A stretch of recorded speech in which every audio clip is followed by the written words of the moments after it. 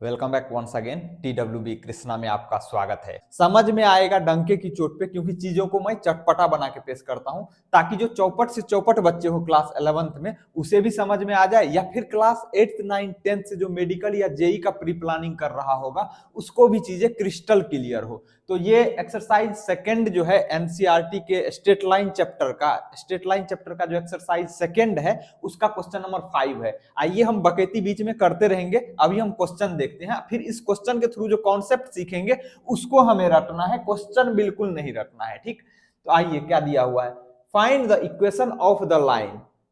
हमें उस लाइन का इक्वेशन निकालना है which intersects the x axis at a distance of 3 unit to the left of origin. देखो 3 unit to the left of origin, ये चीजें इंपॉर्टेंट है जिससे हमें ये आइडिया लगेगा कि किस साइड इंटरसेक्ट कर रहा है ओरिजिन से, विथ स्लोप -2, और उस लाइन का स्लोप कितना है, -2 है। तो पहले हम आपको ये कोऑर्डिनेट एक्सिस के बारे में बता दें। ये वर्टिकल लाइन को हम वाई एक्सिस कहते हैं और हॉरिजॉन्टल लाइन को हम एक्स एक्सिस कहते हैं। ठीक है, और एक्स एक्सिस पर ओरिजिन से राइट साइड में पॉजिटिव होता है कोऑर्डिनेट का वैल्यू, और ओरिजिन से लेफ्ट साइड में निगेटिव होता है कोऑर्डिनेट का वैल्यू, है ना।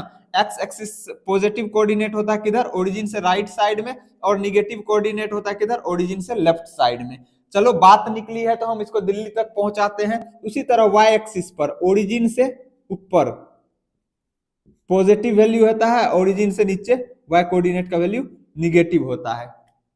हालांकि वाई एक्सिस की अभी जरूरत नहीं है, पर हमें पता होना चाहिए ये सभी चीजें। अब क्वेश्चन में क्या दिया हुआ है कि एक लाइन है, जो लाइन क्या कर रहा है कि एक्स एक्सिस को at a distance of 3 unit to the left of origin. ये एक लाइन जो ओरिजिन से लेफ्ट मतलब इधर, तो 3 यूनिट पे मान लेते हैं, यहाँ पे 3 यूनिट है, यहाँ ओरिजिन से यहाँ तक की दूरी 3 यूनिट है, तो इस पॉइंट पे इंटरसेक्ट कर रहा है, मतलब लाइन इधर से पास हो रहा है। तो इस पॉइंट का कोऑर्डिनेट क्या हो जाएगा, एक्स एक्सिस पे वाई कोऑर्डिनेट 0 होता है, एक्स एक्सिस पे वाई कोऑर्डिनेट 0 होता है। तो इस पॉइंट का अगर हम कोऑर्डिनेट लिखें तो ओरिजिन से किधर है, लेफ्ट साइड में है ना, तो एक्स कोऑर्डिनेट क्या हो जाएगा, निगेटिव। तो ओरिजिन से यहां तक की दूरी इस पॉइंट का एक्स कोऑर्डिनेट कहलाएगा। तो कितना दिया हुआ है, 3 यूनिट दिया हुआ है, तो एक्स कोऑर्डिनेट हो जाएगा -3 इस पॉइंट का। और y कोऑर्डिनेट क्या हो जाएगा, तो x एक्सिस पे कहीं भी y कोऑर्डिनेट क्या होता है, 0 होता है, तो इसका y कोऑर्डिनेट हो जाएगा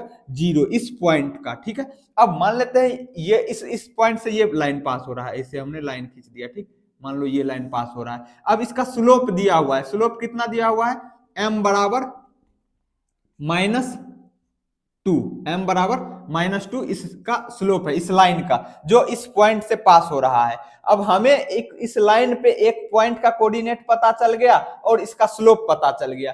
तो अगर हमें किसी लाइन पे एक पॉइंट का कोऑर्डिनेट पता हो और स्लोप पता हो उस लाइन का, तो हम इक्वेशन ऑफ लाइन लिख सकते हैं। तो इस लाइन का इक्वेशन क्या हो जाएगा, किस लाइन का, ये जो लाइन है, अगर हम इसको ए बी कह दे, ए बी ये लाइन है, इस लाइन का अगर हमें इक्वेशन लिखना है तो इक्वेशन ऑफ लाइन बराबर क्या हो जाएगा, y minus y1 is equal to m into X minus x1। ये फॉर्मूला होता है किसी लाइन का इक्वेशन निकालने का, जब हमें उस लाइन पर एक पॉइंट का कोऑर्डिनेट पता हो और उस लाइन का स्लोप पता हो। तो यहाँ पे x1 और y1 क्या है, x कोऑर्डिनेट और y कोऑर्डिनेट है, जो हमें एक पॉइंट का कोऑर्डिनेट पता है। तो यहाँ पे x1 के जगह पे क्या हो जाएगा, -3, और y1 के जगह पे क्या हो जाएगा, 0। ठीक, अब हमें जो दिया हुआ है उससे हमें लाइन का इक्वेशन निकालना है।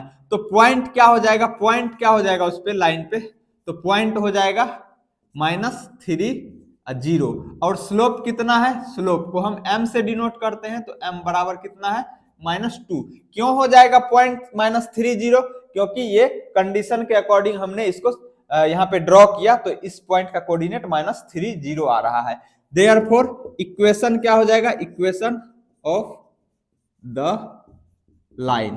अगर आप चाहें तो फॉर्मूला यहां भी लिख सकते हैं, क्या होता है, y minus y1 is equal to m into X minus x1। अब वैल्यू पुट कर दो, क्या हो जाएगा, y माइनस y1 का वैल्यू कितना है, 0, y कोऑर्डिनेट 0 है क्योंकि x एक्सिस पे y कोऑर्डिनेट 0 होता है, तो y1 y minus 0 is equal to m का वैल्यू कितना है -2, तो m का वैल्यू यहाँ पे रखो -2 इंटू x माइनस x1 का वैल्यू कितना है -3, तो ये तो फॉर्मूले वाला माइनस आया है यहाँ पे।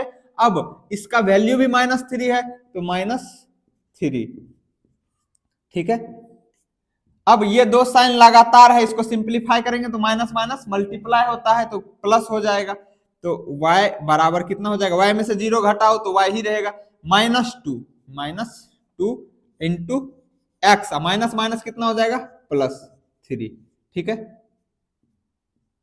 अब हमें ध्यान देना है यहाँ पे -2 और इस ब्रैकेट के बीच में कोई साइन नहीं है, तो किस चीज का साइन है, मल्टीप्लाई का। इसका मतलब ये जो बाहर में -2 है वो अंदर वाले दोनों टर्म के साथ गुना होगा, मतलब इसके साथ भी गुना होगा और इसके साथ भी गुना होगा, तो y बराबर क्या हो जाएगा, यहाँ से -2 को x से गुना करेंगे, तो जब भी हम गुना करते हैं तो पहले साइन को गुना करते हैं। ब्रैकेट के अंदर x का कुछ भी साइन नहीं लिखा है तो प्लस का है, अगर कोई साइन नहीं लिखा होता है तो प्लस का होता है, और 2 का साइन क्या है, माइनस का, तो प्लस और माइनस गुना होता है तो माइनस होता है, तो माइनस हो गया साइन। अब 2 इसका कोफिशिएंट क्या है, कुछ नहीं है तो 1 है, 1 को 2 से गुना करेंगे तो 2 होगा, और x है तो x लिख देंगे।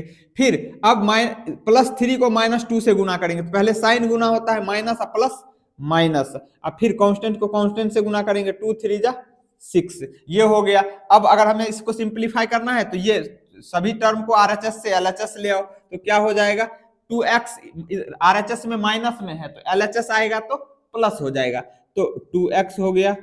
फिर y है तो प्लस y, 6 को इधर लाएंगे तो +6 हो जाएगा, RHS में माइनस में है LHS में आएगा तो प्लस हो जाएगा, =0।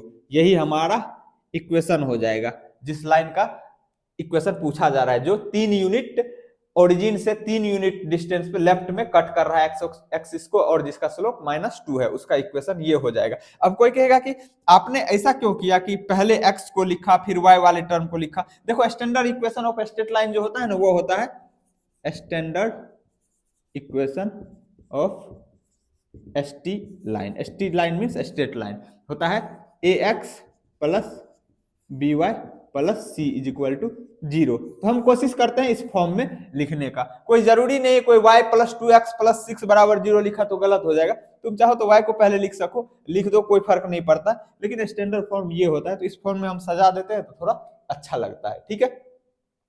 तो उम्मीद करता हूं आपको समझ में आया होगा। क्या समझ में आया होगा, अगर हमें किसी लाइन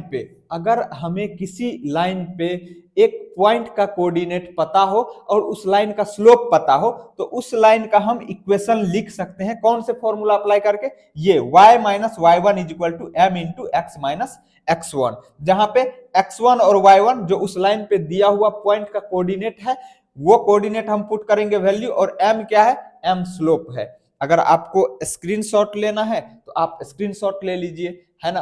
फिर भी अगर कोई डाउट रह जाता है, आपको किसी स्टेप में ऐसा लगे कि मुझे समझ में नहीं आया है, तो आप बेधड़क डाउट सेक्शन में पूछिए, हम उस आपके कमेंट का जवाब नेक्स्ट क्लास में अवश्य देंगे, ठीक। उम्मीद करता हूं आपको सॉल्यूशन समझ में आया होगा। अगर आप चैनल पे नए हैं तो चैनल को सब्सक्राइब करके बेल आइकन को दबा लीजिए। फिर मिलेंगे अगले क्लास में। Until then take care, see you, bye bye.